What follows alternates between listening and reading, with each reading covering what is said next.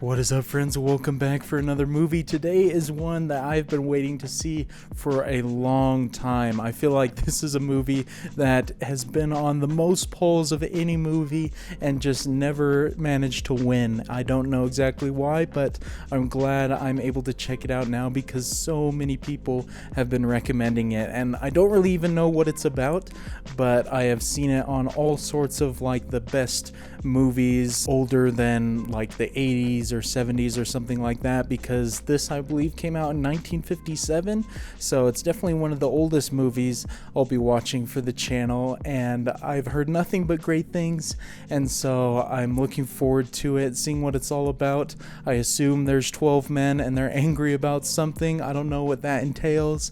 If there are 12 kind of main characters though, and I'm gonna have to keep track of all of their names and everything, that's definitely gonna be a task. Besides that, I don't really have too much else to say. Don't know the director, the cast, or anything like that, so I'm going into this pretty much as blind as possible, but I trust your guys' judgment as always, and so I'm sure I'm gonna have a great time with it. But if you guys do enjoy watching along with me for this one, definitely consider leaving a thumbs up. Helps the video reach a lot more people, helps the channel grow, and of course you can check out the full-length reaction to this on my Patreon. Link for that is in the description below, and of course you'll need your own copy of the film to watch along with me there. But without further ado, let's go ahead and jump into 12 Angry Men. One man is dead. Another man's life is at stake. Your verdict must be unanimous. The death sentence is mandatory in this case. You're faced with a grave responsibility. He doesn't look like he's too into it despite saying how grave it is. That's some pretty serious stuff. I don't know how many films I've seen that focus on a jury like this.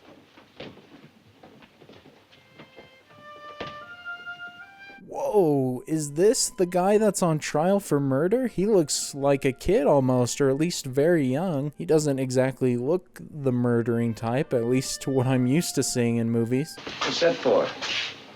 Oh, I thought we might want to vote by ballot. Great idea. Maybe we can get him elected senator. Now we've got the jokester right here. I still can't believe this is one take. This shot is going forever. Huge fan of one takes. I've never been on a jury before. I sat on many juries. If you ask me, I'd slap those tough kids down before they started their trouble. Saves a lot of time and money. Oh geez, well, I don't know if this is the best, most unbiased person to be on this jury. He's made his opinion pretty clear early on that he already decided what he wants to rule. We've also got a brand new guy. I was only wondering how the market closed. I'm a broker. I run a messenger service, the Beck and Call Company. The name is my wife's idea. Got 37 men working, started with nothing. I still can't believe the shot is still going. This is one of the coolest openings I've seen in a while. I love that it's all in just such a tight enclosed space with so many different personalities. Say, we'd like to get started. Gentlemen at the window. We'd like to get started. Oh, I'm sorry. Oh, it finally cut. I mean, that was fantastic. Extremely impressive to start off the movie like that. You fellas can handle this thing any way that you want to. I'm not going to make any rules. I think it's customary to take a preliminary vote. So I'm not exactly sure how a jury works. I've never been on one myself. Is the guy at the front of the table who's organizing things, is he part of the jury, or is he just making sure they reach a decision? This has to be 12-0 either way. All those voting guilty, please raise your hands. 1, 2, 3, 4, 5, 6, 7, 8, 9, 10, 11. Whoa, man, they are off to an almost unanimous start. My goodness, it's just the one guy at the window who didn't vote guilty. And that is pretty impressive given the range of personalities that they have to get all 12. The kid's a dangerous killer, you could see it. He's 18 years old. Well, that's old enough. He stabbed his own father 4 inches into the chest. They proved it a dozen different ways. I mean, I can't blame the guy. This is a pretty serious situation, and it's probably going to affect this kid's life permanently, so no harm spending a few minutes on it. He's been hit on the head by somebody once a day, every day. He's had a pretty miserable 18 years. I just think we owe him a few words, that's all. I don't mind telling you this, mister. We don't owe him a thing. It's very interesting. That guy's talking like he knows a lot about him. I wonder if he's like a psychologist or something. I mean, they're born liars. Only an ignorant man can believe that. Now listen. Do you think you were born with a monopoly on the truth? Hey, that guy seems to be switching switching sides all of a sudden. He was pretty hesitant on the initial vote. He heard the kid yell out, "I'm going to kill you." Second later, he heard a body hit the floor. Saw the kid running down the stairs and out of the house. Called the police. They came in, found the old man with a knife in his chest. I love that they're using this situation to fill us in on the case as well. That's brilliant, and it's such a natural situation to do it as well. His window was right opposite hers across the L tracks. Through the windows of a passing L train. And they proved in court that at night you can look through the windows of an L train when the lights are out and see what's happening on the other side. That's pretty weak evidence, man. I don't know if I would convict somebody just based off of that. Whose turn is it next? His, number 5. Now, can I pass it? That's your privilege. How about the next gentleman? Interesting. He doesn't seem very confident here at all. I don't think we've even heard him talk up until that moment. Well, look at his record. When he was 10, he was in children's court. He threw a rock at a teacher. When he was 15, he was in reform school. He stole a car. He was picked up twice for knife fighting. Oh, yeah, they say he's real handy with a knife. I mean, I don't necessarily agree with just ruling it guilty right now, but it's a great way to do the dialogue and information because it's slowly making me realize there is a pretty strong case against him. You got any kids? 3. I got one. 22 years old. Fascinating that guy's quick to vote guilty if he has a kid of his own. But I mean, he is talking about it. He's entertaining the discussion. Well, I made a man out of him. When he was 16, we had a fight. Hit me in the jaw. He's a big kid. Haven't seen him for 2 years. Kids. Fascinating. I feel like maybe that's the answer to why he voted guilty. He's almost taking out his own aggression about his own son and his relationship. It's no secret children from slum backgrounds are potential menaces to society. The kids who crawl out of these places are real trash. Ooh, the camera's pushing in. I feel like he's about to say something. I've lived in a slum all my life. Wait a minute. Please, I've played in backyards that were filled with garbage. I mean, maybe you can still smell it on me. Come on now, there's nothing personal about there this. was something personal. Oh, I feel like they made a big mistake just generalizing an entire group like that. And he already seemed a little bit unsure of his position. He might switch now. There was one alleged eyewitness to this killing. Someone else claims he heard the killing, saw the boy run out afterwards. Supposing they're wrong. What do you mean, supposing they're wrong? What's the point of having witnesses at all? I mean, that's the entire point, is that you find what you can use and work with it. Doesn't mean it's necessarily solid. The knife this fine, upright boy admitted buying the night of the killing. Let's talk about it. All right, let's talk about it. Let's get it in here and look at it. I'd like to see it again, Mr. Foreman. Oh, great. We're going to get some evidence here that we haven't seen so far. I love how quick this is moving as well. Even though it's just one room with the same characters, not much else is changing. It feels like it's really fast-paced because of how quick the dialogue is. Somebody else stabbed his father with a similar knife. It's just possible. Take a look at this knife. It's a very unusual knife. I've never seen one like it. Neither had the storekeeper who sold it to the boy. Love that camera move right there. That's great. The technical aspects of this film are so impressive.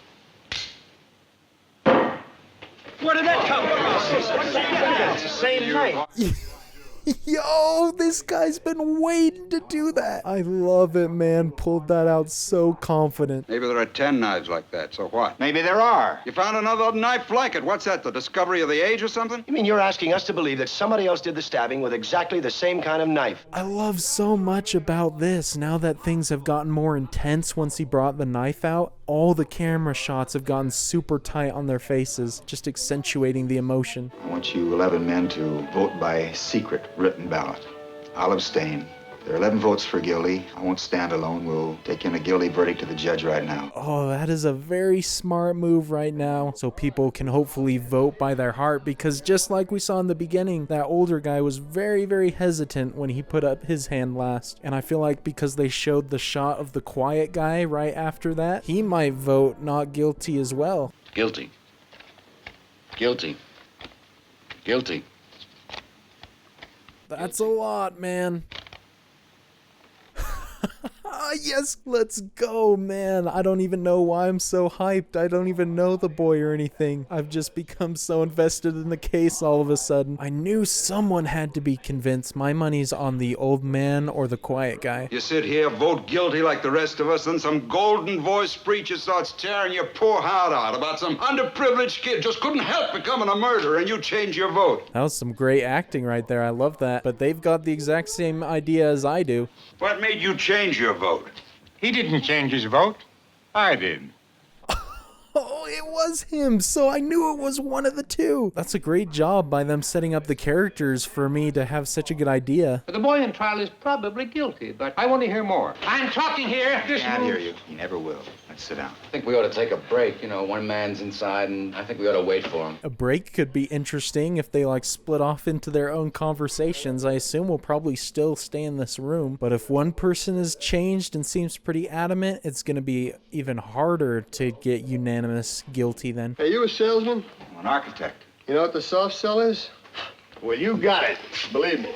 I would not have pegged him for an architect. As I mentioned before, I thought he might be like a psychologist, but I guess in architecture, you gotta have a strong foundation. Same thing with the case. Has anybody any idea how long it takes an elevator train going at medium speed to pass a given point? I don't know, maybe 10, 12 seconds? I think that's a pretty good guess. Anyone else? That sounds right to me. Now we're getting down to the good stuff, man. Let's think about this evidence a little bit harder than just what people have said. Has anyone here ever lived near the L tracks? I just finished painting an apartment that overlooked an L line. I was there for 3 days. What was it like? What do you mean? Noisy? Oh, brother. I love the way this is moving right now. Getting everybody involved. We might have another big development. Let's take two pieces of testimony and try to put them together. The old man in the apartment downstairs. He says he heard the boy say, "I'm going to kill you," and a split second later heard a body hit the floor. Oh, genius, dude. I started to realize as soon as he said put the two evidence pieces together. There's no way those two connect like that. The old man, according to his own testimony, would have had to hear the boy make this statement with the L roaring past his nose. It's not possible he could have heard it. Oh, man, that's such a genius point right there. Never had thought of that before. This is a quiet, insignificant old man who has been nothing all his life. Nobody seeks his advice after 75 years. That's a very sad thing to mean nothing. Oh, the tables have turned so much. This guy's making a fantastic argument as well. This is the old man's biggest shot to have his name in the papers, have some publicity or something. That's the most fantastic story I've ever heard. How can you make up a thing like that? What do you know about it? It just answered right there exactly what he knows about it. He is that old man who's never listened to. They just shut him down right there. So subtle yet so genius. The phrase was, "I'm gonna kill you." The kid yelled it at the top of his lungs. Don't tell me you didn't mean it. Anybody says a thing like that the way he said it, they mean it. This guy's way too emotionally invested for the wrong reasons. More and more people are starting to question, though. Mr. Foreman, I'd like to change my vote to not guilty. You what? You heard me. Are you sure? Yeah, I'm sure. Let's go, my guy. People are starting to wake up. I love the way this is gradually changing bit by bit, and it's completely believable each person that switches their vote. He came back home, and he was captured by 2 detectives in the hallway of his house. If he really had killed his father, why would he come back home 3 hours later? He does raise a good point right there. I'd consider that as legitimate. Well, I think we can assume the boy ran out in a state of panic. When he finally calmed down, he realized he had left his knife there. He would have had to be calm enough to see to it that there were no fingerprints left on the knife. Wow, this is really coming together as strong evidence for him being not guilty. I also love how it's thrown us into this without seeing any of the court proceedings, so we just come into it completely unbiased, just having to go exclusively off what these people have interpreted. Maybe all of those things happened, but maybe they didn't. I think there's enough doubt that we can wonder whether he was there at all during the time the killing took place. I agree, man. I'm definitely fully on board with the not guilty side at this point. It just doesn't add up. Still the same. 1, 2, 3 not guilty, 9 guilty. Pardon? I vote not guilty. Let's go, my guy. Join the party of the good. They've come a long way from just one being not guilty at the beginning. The kid you just decided isn't guilty was seen ramming this into his father. Now, what about this, Mr. Reasonable Doubt? That's not the knife, don't you remember? Just proved his own point wrong right there. I love it. With so many emotions getting high, I'm worried someone's going to use that knife and stab someone in here. Are we supposed to believe that he didn't get up and run to his door and see the kid tearing down the steps 15 seconds after the killing? Did the old man say he ran to the door? Ran, walked, what's the difference? He got on, did he? I mean, he got... Another great point. The other old guy in here said he was walking with a limp. That doesn't match his movements. But I like to find out if an old man who drags one foot when he walks can get from his bedroom to his front door in 15 seconds. Said 20 seconds. He said 15. I would believe anything the not guilty guy says at this point. He's way more level-headed than the loud guy. He says he crossed to the door and walked down the hall, opened the front door just in time to see the boy running down the stairs 15 seconds after the body hit the floor. This man needs to change professions, get out of architecture, and be the lawyer. He could win that case easy. Those two chairs are the old man's bed. I just paced off 12 feet across the room. This will be the bedroom door. I would like to see it's it. 43 feet. I'll pace over that wall and back again. If there's any way that he can't make it there in the time limit, there's absolutely no way the old man could. Come on, speed it up. He walked twice as fast as that. If you want me to walk faster than that, I will. I feel like this is lasting a lot longer than the assumed time. Might just have something. 41 seconds. The old man heard the fight between the boy and his father a few hours earlier, heard the woman scream from across the street, got to his front door as fast as he could, heard somebody racing down the stairs, and assumed it was the boy. Amazing, dude. What a legend. He's absolutely killing it right now. You all know he's guilty. He's got to burn. You're letting him slip through our fingers. Are you his executioner? I'm one of them. Perhaps you'd like to pull the switch. For this kid, you bet I would. Oh, fantastic dialogue and acting, man. Incredible stuff. You want to see this boy die because you personally want it, not because of the facts. You're a sadist. Get him out. Get him. There's the other piece of evidence. He just said he was gonna kill him. That was one of the ways they were refuting it before. Boy, oh boy, it's really hot, huh? Pardon me, but don't you ever sweat? No, I don't. That's gotta be significant. Why? The way they keep bringing that up? I wonder if windows have any more significance in the case. Or heat. Or maybe the heat is significant just to match the heat of the case. Okay, I'll call up your jury numbers. 1. Oh, that's me. I could vote guilty. 2. Not guilty. Let's go. 2 in and we've already got a new not guilty. I love it. I feel like it's gonna just be split. Guilty. Guilty. Not guilty. Not guilty. Guilty. Not guilty. Not guilty. Guilty. Not guilty. Guilty. The vote is now 6-6. It is tied. Unbelievable. And I feel like at this point, everybody that was kind of half and half has switched to the not guilty side. Everyone on the guilty side seems so adamant, except number 12. An important point for the prosecution was the fact that after the boy claimed he'd been at the movies during the hours that the killing took place, couldn't remember the names of the movies or the stars who appeared in them. That is a great point because that was one of the questions I had before. Definitely a very odd thing to forget. The boy was questioned by the detectives in the kitchen of his apartment, while the body of his father was lying on the floor in the bedroom. Do you think you could remember details under those circumstances? Are they going to test this guy's memory all of a sudden? He's bringing up some good points. I've obviously never had to be in that situation, thankfully, so I don't know how I would remember things. Where were you last night? I was home.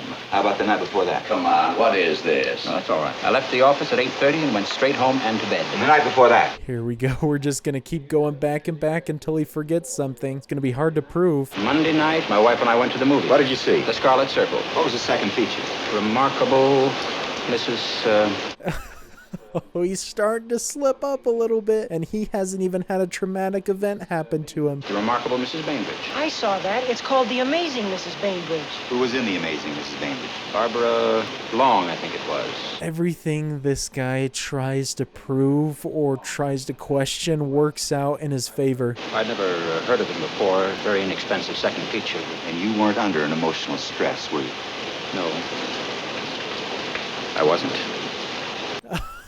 Oh, that's so great. They had the conversation before how he never sweats, and now he's sweating once he realizes he's starting to get proved wrong. Now, the boy was 5 feet 7 inches tall. His father was 6'2". It's a very awkward thing to stab down into the chest of someone who's more than half a foot taller than you are. I'll give you a demonstration. Somebody get up. I mean, they certainly have a wide range of heights in here. Certainly there's got to be some matching heights that they could demonstrate. I'll make myself about 6 or 7 inches shorter, okay? What's it all?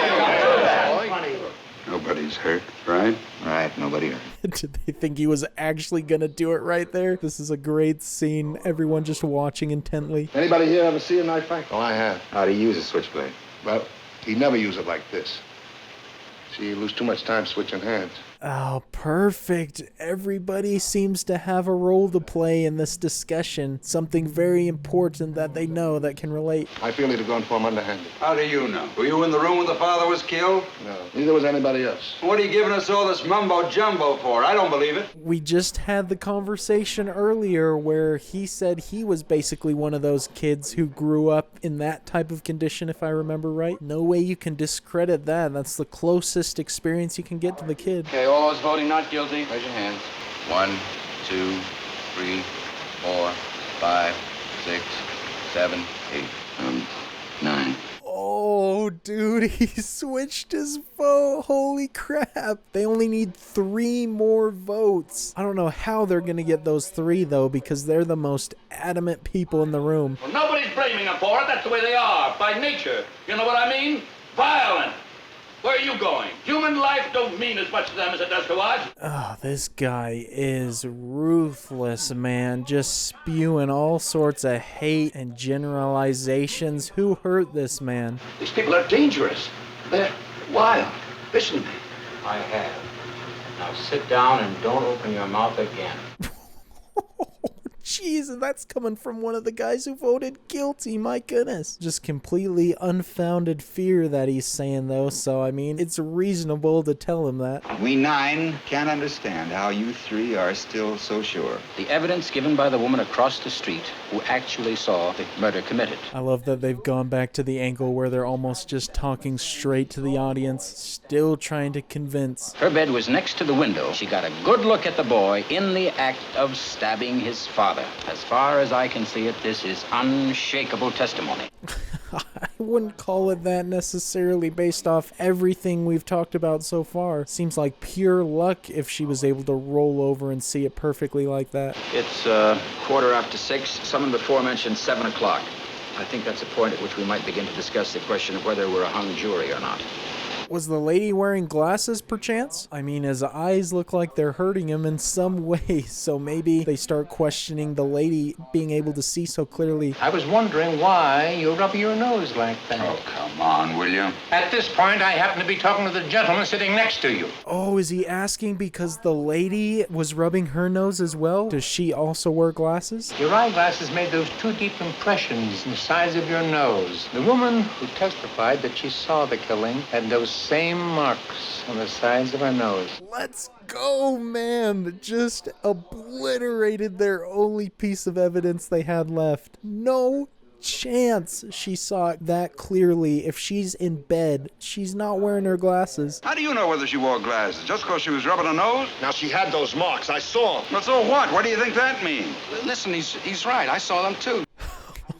Oh man, there you go. They already have more witnesses for the glass indents than the entire case had witnesses. I feel like the loud guy is going to be the last one on the guilty side. She didn't want to wear him out of the house so people would think she's gorgeous. But when she saw this kid killing his father, she was in the house alone. Do you wear glasses when you go to bed? No. There you go. That's what I'm saying, man. They have just dismantled both the testimonies. There's no way you can vote guilty. It's not possible. No, it's not possible. Is it possible? Not guilty. You think he's guilty? I think he's guilty. Whoa, that guy changed his opinion after that. That is big. He was the most vocal besides that other vocal guy. I'm convinced. Not guilty. What's the matter with you? I have a reasonable doubt now. Let's go, man. This is awesome. We've completely changed. Only one guilty vote left. He's got to admit the real reason he's going for guilty at this point. This business with the glasses? How do you know she didn't have them on? This woman testified in open court. I've got all the facts here. There it is, man. The piece of evidence for him and why he feels the way he does. His relationship with his son. Been waiting for that to come into play. You're not going to intimidate me. I'm entitled to my opinion. So great, man. I love it. The angles of everybody looking up at him.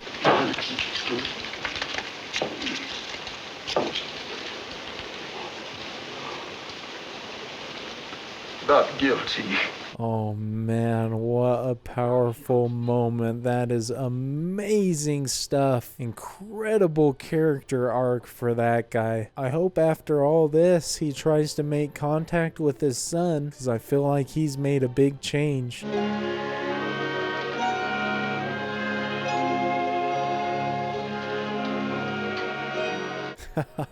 Good on that man. He's been such an enemy in the loud guy's eyes the entire time, but he comes over, helps him put on his jacket. Very nice moment between the two of them. What's your name? Davis. My name's McCardle. Well, so long. So long. Oh man, Davis and McCardle, two absolute legends. The first two on the train of not guilty.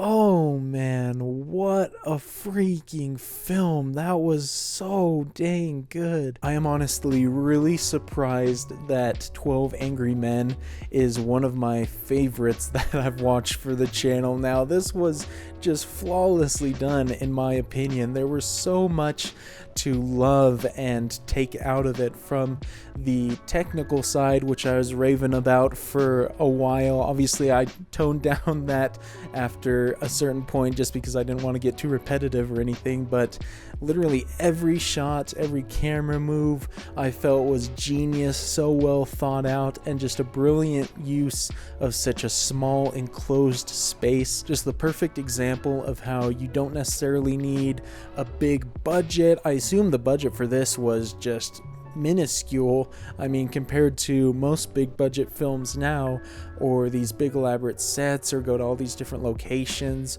or any sort of elaborate effects or anything like that. Not that those kind of things are bad, but this just proves that you can just use very, very bare minimum stuff and just a few rooms. We only really had two main rooms, which were the room they're talking in and then the bathroom, and just a couple of actors, and they turned it into just a fantastic piece of work there. Just a great achievement on that front. But then the acting I thought was superb throughout, and for a movie like this, I feel like the fact that I didn't recognize any of the actors from anything else definitely helped me in believing that they were real people and just putting myself into that film space, because I really did feel like they all were just genuine normal people. They all were very unique, and each actor embodied their characters so well, I feel like. And the fact that they were always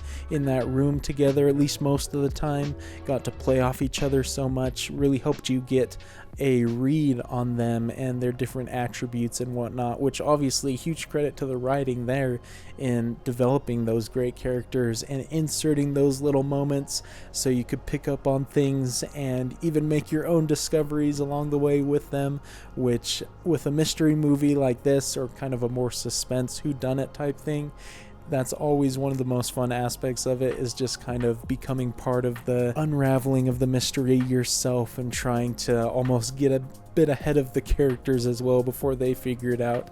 And so I really liked following along. And the thing that I was going to say about the character names and stuff, I thought that was just a cool touch, not really knowing their names and just going fully based off their attributes and their actions and their words, because you didn't really need their names for that story to work. It just kind of made it almost a bit more symbolic of how you have to take out kind of the emotion and the individual personas out of the equation in a jury like that. It's all about just getting down to the facts and the evidence, if that makes sense. I don't know if that's a bit of a reach for why they chose to do it like that, but I just thought that was a fun touch. I thought the pacing of it all was just absolutely perfect. Not a minute too long, a minute too short. They covered exactly everything I feel like they needed to in order to have the story be completely satisfying. And also, it was very interesting that they didn't actually show them deliver the not guilty verdict and see the reaction of the young man or anything like that, because I feel like most people would have thrown that in there as the big kind of emotional moment. But for this movie, the focus wasn't necessarily on the kid per se. Obviously, that's the case they were dealing with. But I feel like in a way the movie was focusing more on this group of men kind of evolving themselves and turning into more non-judgmental, more deep thinking type of people, and especially with the last guy, just seeing his whole character evolution in kind of letting his guard and his own hard feelings against his son down, and just realizing that his personal situation and feelings don't reflect everybody in the world, everybody that fits that description of his son.